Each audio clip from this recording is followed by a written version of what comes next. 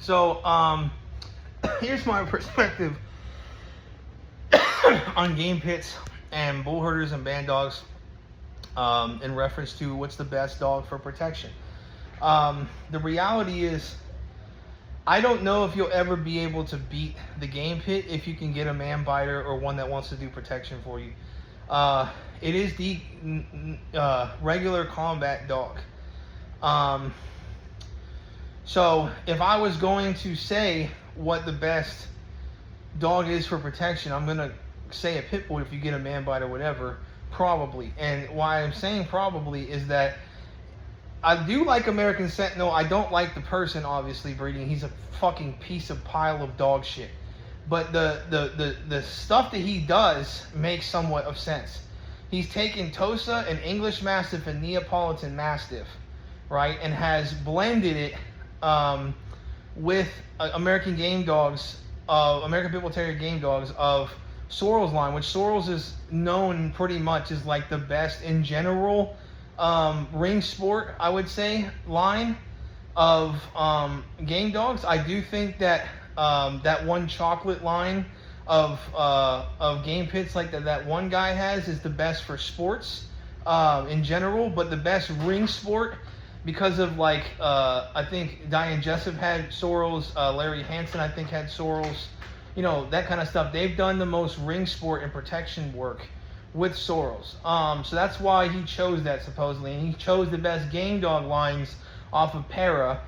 In the modern history, Para has had the best records of game pits, and that's the line that I have. But what he did was he heard from Para that Sorrell's was the best, and Para only said that because Silver was at the time the best dog he had, and that's why he liked Sorrell so much.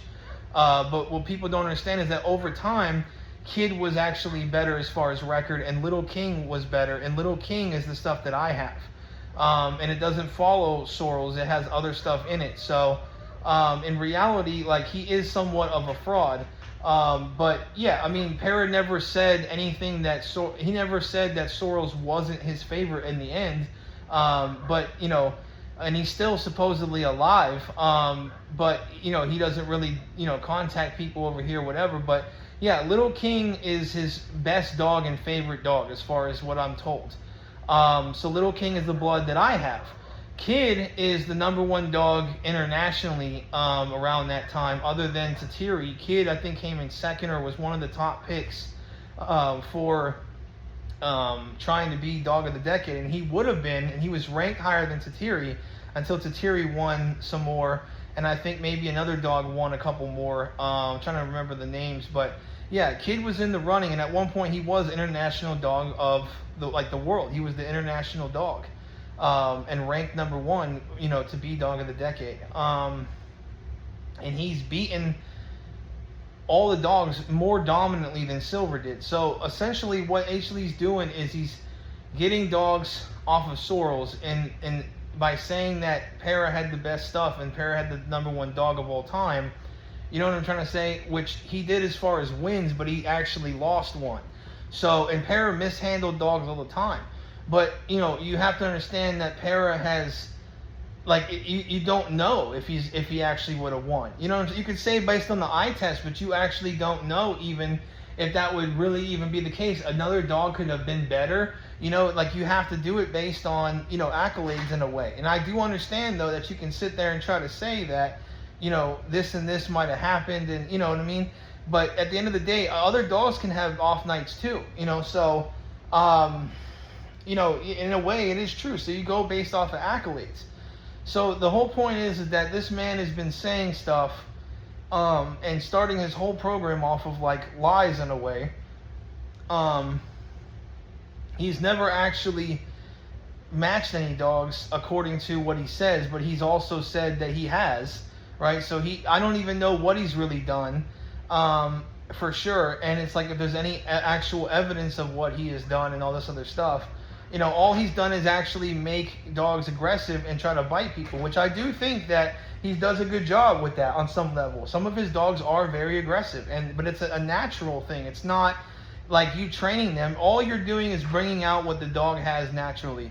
Okay, and if your dogs produce well, then you'll have production of dogs based on what you can do with those dogs, which their nature will come out. If you are telling them that you basically want them to do bite work, a good dog will do it. It's not like you're not just like snake charming a dog into doing whatever you want. It doesn't work that way as far as a trainer. There's tricks and ways to do it, but the dog has to have it naturally. This is what Parrott even said, the guy he based his program on. So essentially, like, me and Guillermo are like the Golden King spokespeople, right? Like, we're the ones that are like the main people in this country for Golden Kings, and that's what I've been trying to be. Is basically be like, trying to tell people what the truth is or whatever. You know what I'm saying? So it's just like, and I don't even know, because a lot of them will troll me on information, yada yada yada. Either way, though, I've watched Little King match, and Little King was the most dominant dog I've ever seen as far as like in the first couple minutes of a match or whatever. He smoked the dog in 6 minutes, and no other dog wanted anything to do with him. And others have said that King was the best dog and all these. King might have been his best dog. King was the biggest, baddest dog out of all of them, Golden Kings wise. He was the biggest dog. And he could beat the other ones, but as far as like for the matches that they did, who was the most dominant? It was Little King. Little King was the best dog as far as dominance against another dog or other dogs even. And it's like he just didn't have as many matches and accolades as the others because he couldn't.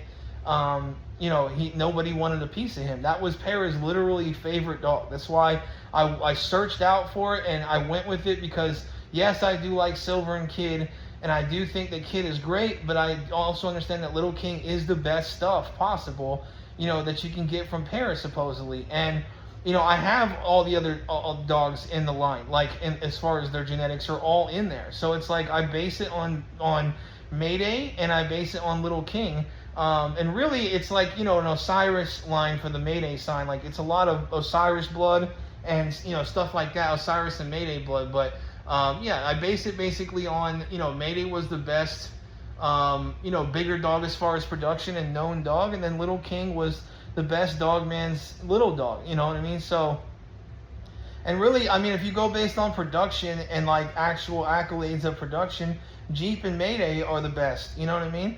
Pound for pound, and then, for bigger dogs. But, I would go with Mayday more because Mayday is the number one, bigger dog producer. Now, unless it's Body Jr., I do think that Body Jr. might be the best, too, because I think Body Jr. might have beaten Mayday. So I'm kind of like inkling towards Body Jr. You know what I'm saying? Because, they're not that far off, and it's like, what would you rather have? Like, something that comes out like Body Jr., and produces that well? Or would you rather have, you know what I'm saying? And that's what the Romulus is for. It's kind of like, you can always say that you'll produce the same dog, but at the same time, it's also about what you produce.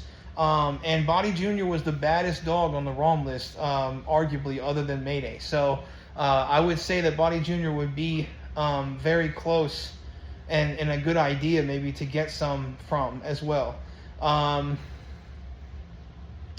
But yeah, I mean, I'd like to get some dogs from Body Jr. would be nice. So yeah. And then Virgil is like the best for man biting. That's like the number one dog that people say is for man biting is Virgil, and he's the quickest dog to be on the ROM list too. So he's like all of it. When you produce off of him, you can get him really quick and get other ones to do protection work with, that kind of stuff. But I don't think though that anybody, you know what I'm saying? I don't think that anybody's gonna have like better results, with the Sorrel stuff and whatever that H. Lee is doing. No one's gonna have that kind of result. Essentially like that. He's not gonna have the results that he thinks he's going to have, which is like there is differences among lions and pit bulls.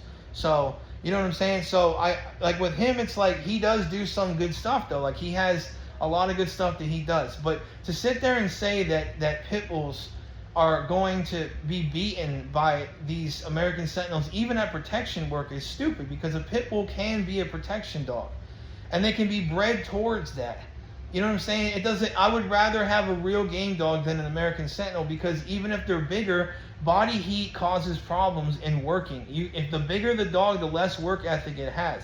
This is why catch weight is a thing. Once it hits 50 something pounds, he can fight any big dog or any person or any hog if he's a good one, but he's just going to have more fight in him, and it's going to be better for the work anyway. Size doesn't help. Now, what Ashley's trying to say is that it'll wear out a person, and yes, it will wear out a person. Like an American Bully will wear you out, or a bigger pit bull style dog will wear you out. But the point is that somebody is still going to be able to regain themselves and not be as tired still, and still fight you. You know what I'm saying? Yes, you can wear out a person faster with bigger dogs, sure. But the bigger dogs are also going to wear out faster too. You know what I'm trying to say? So it's like dogs will have more endurance than a person usually. But that means that, you know, either way though, is that even if he wears the person out quicker and he ends up wearing out later, you know what I'm trying to say? The idea that people can still overpower dogs regardless of size and use their hands to choke them and stuff is going to literally be, it's going to not make any difference you having a giant dog. You know what I'm saying? I literally have done it to a 120-pound pressa, right? Where I have like maxed them out and stuff, and like wore out dogs of all different sizes. And I mean, I did it to a presser where I basically wore him out. Like, he was tired too, and I was fine. After I reloaded, I was perfectly fine. Like I said, even if that presser did wear me out, like within 5 minutes, I would have choked him.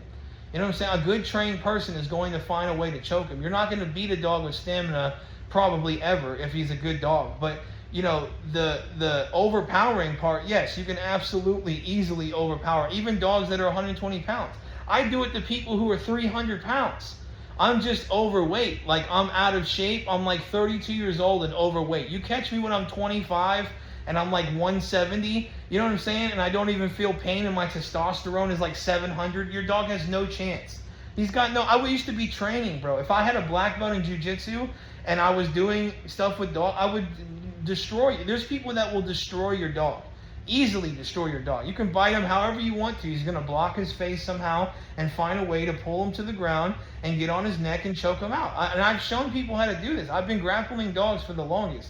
You can do it to dogs, and they just don't understand that shit. So his whole program is based on hoofla. It's based on garbage hoofla. It's based on shit that doesn't make any sense, is not real, is not true.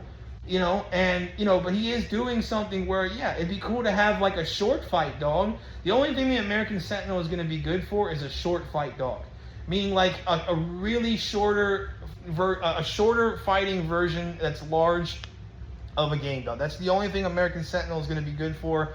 Anything outside of that is going to be garbage. And to be honest with you, I don't even like, you know, pit bulls in a way, because like I said, is that you're not going to just take a person with one dog. You need like 3 or 4 dogs really to be fully successful at any time against a person, right? So, like, I kind of want to make like a small version of the pit bull, like an even smaller version than game dogs are, like less than 30 pounds. So like, let's say you had a 25 pounder, and they're usually like 15 to 30 pounds versus the game dog is 30 to 75. You know what I mean? And then as a standard, and then like, you know, the American Sentinel will be like 75 to 100. There can be a dog that's like 15 to 30. You know what I mean? And then you can have like 6 of them on a leash, and they're all man aggressive. That would be a good stopping dog to me, because then there's too many targets for you to sit there and be able to stop them from picking chunks out of you and getting in your ass. That's really, and then it'll be small enough too, so that, you know, you can essentially like manage it better. Even like a 55-pound dog is a catch weight dog. It can yank you, an average person, down the street. So like a patter pit is like a great dog because you can hold on to it and he won't yank you everywhere. But if you have 5 of them coming after you and jumping on you and taking chunks out of you with titanium tips, that shit is awesome. You know, that's what I would think is a good protection dog. A little 25-pound dog full of muscle can absolutely do damage to a person if he wanted to. You know what I mean? So I think that that's a better actually route, honestly. But if you want like just a dog that's smaller and perfectly sized, you know, for one-on-one is a 55 or over 50-pound game pit. If he's man aggressive, that would be the number 1 dogs, in my opinion. Those are the best dogs of all time.